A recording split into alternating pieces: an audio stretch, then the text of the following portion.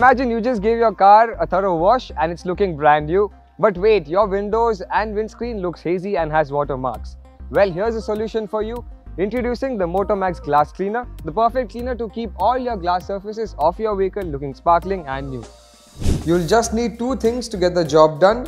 One, Motomax microfiber cloth or glove, and second, a bottle of the Motomax Glass Cleaner, which comes in an easy to use spray format. Start by shaking the bottle first. Hold the bottle about 8 to 10 inches away from the glass surface like this and spray. The superior foam technology doesn't allow any drip like the usual glass cleaners. It easily absorbs and removes dirt and stains.